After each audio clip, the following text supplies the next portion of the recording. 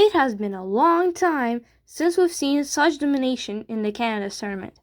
A grandmaster from Uzbekistan won this tournament, passing the closest competitor by 1.5 points, as well as winning 6 games and going without a single loss.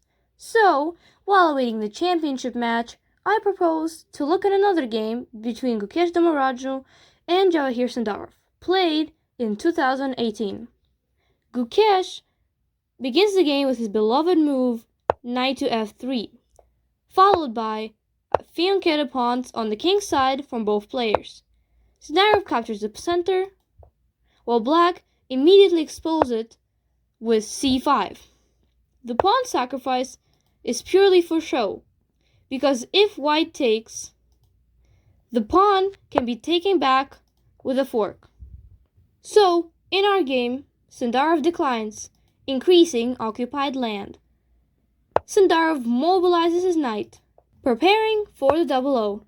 Gukesh completes his fianchetto, and Javokhir solidifies the structure in the center.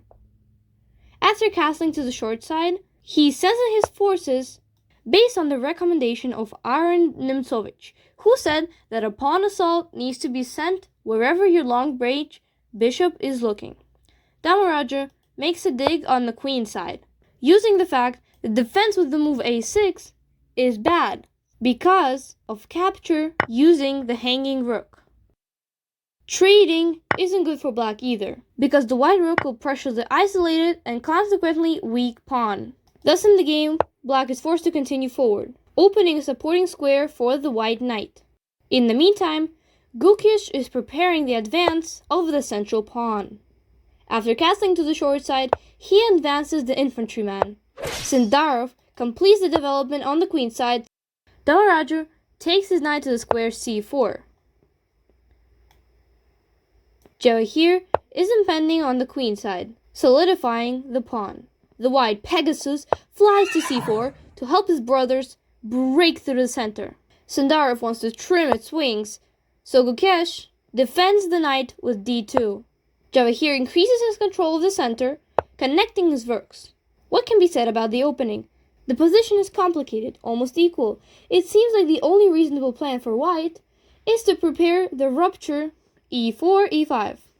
But strangely, the machine does not agree, proposing to first protect the knight with bishop to f1.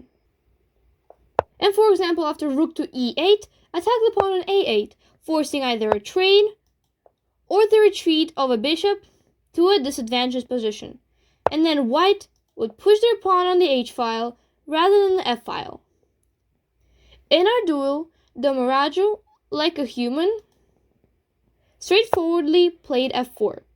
Sindarov is preparing for the opening of the center, creating an x-ray on the d-file. White needed to slow down and do a careful move, king to h1. Here, black still opens the center with e6, capturing the initiative due to the clear advantage in development. However, instead, Gukesh continues with his idea. But here, the breakthrough is completely to black's advantage. Sindarov trades on d5, and then offers up his knight. A brilliant move. After white accepts the Trojan horse, black completely destroys the enemy's center, tying the piece's hands and legs. The bishop is under attack, and the question is how to save it. Retreat is impossible, because black immediately recaptures the piece with a devastating position. If white takes on e5 in between, then black breaks through with the rook, attacking the knight. After retreat, we create a battery on file d. White's pieces are paralyzed. The queen has no moves, the bishop is out of question, and the rook is stuck. Black can simply keep pushing their pawn down the c-file. Taking all this into account, Gukesh decides to protect his bishop with knight to e3. Still, the face-off between the rook and the queen ends up being fatal for white. Black wants to go on e6, followed by c4 to take back the piece. So Damaraja removes the queen from the line of fire. Javokhir attacks the bishop, and it turns out again that retreat on g2 cures nothing. For black, proceeds with a double attack, and after capture on square a6, another fork follows. This results in black winning back their sacrificed material and gaining a devastating positional advantage.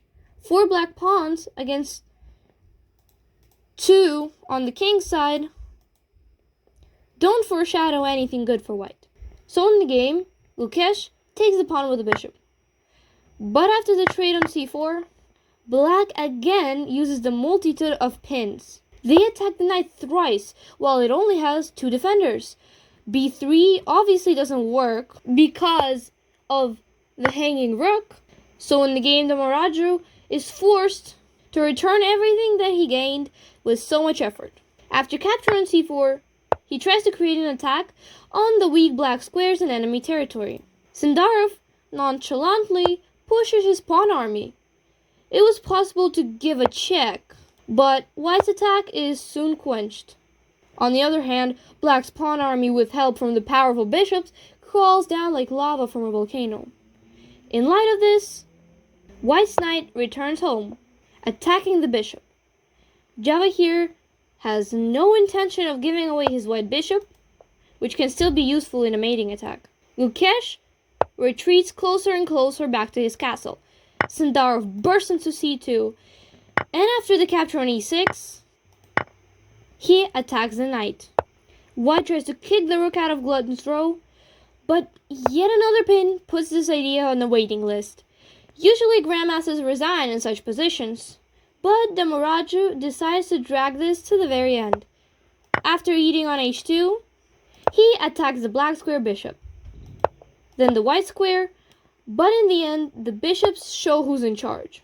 The king moving to g1 will be met with rook to e2, and white loses a piece in the pin. But the continuation in the game changes absolutely nothing, because Sindarov devours on e3, and due to the loss of a piece, on the 31st move, Damaraju surrenders.